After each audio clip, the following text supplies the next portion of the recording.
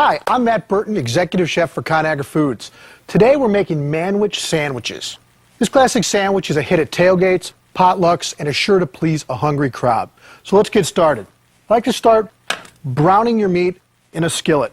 Very important that when you're working with raw meat, once it's cooking, wash your hands before handling anything else, and make sure you drain it very, very well for this recipe. Simply add a can of Manwich. Simply stir to combine, making sure you get every little bit of meat coated, because all the flavor's in the Manwich sauce, and you want to get that all the way throughout the meat. Once it's completely mixed, I like to let it simmer just for a few minutes to kind of let those flavors fully combine.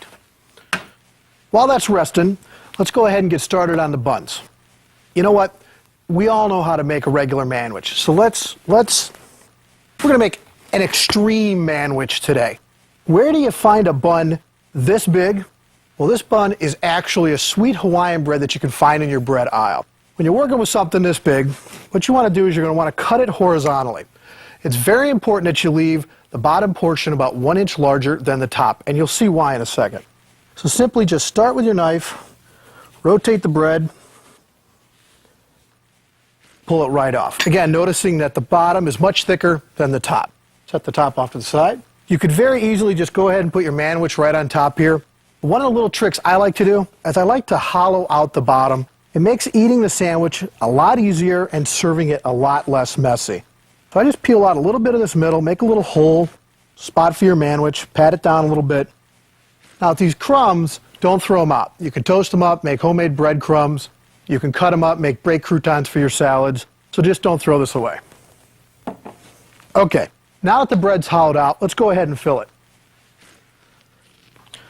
Very simple. Just take your Manwich, carefully put it right into that hole we just made. It looks phenomenal. Smells great. All that flavor in that sauce. You can get the entire pound of meat right in here, pack it down. That bread, soak it all up.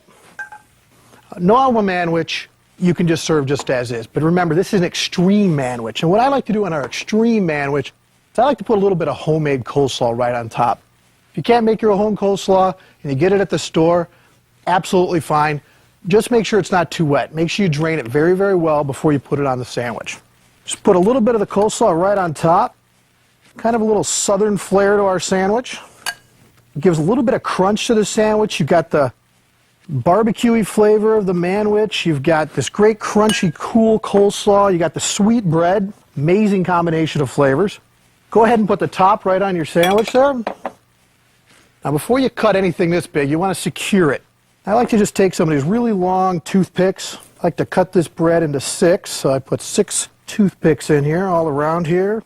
If you're going to be serving this at a party, you could cut it and serve it right on the cutting board. Because once you cut it, it's pretty difficult to move to a plate. So I like to just serve it right on the cutting board. Just cut this right into nice 6 wedges, all the way down to the bottom. If you're not going to serve it as a party, you want to serve it individually, get yourself a little serving plate. Slip your knife underneath one of these pieces. Carefully put it right on the plate. And you got an extreme Manwich sandwich.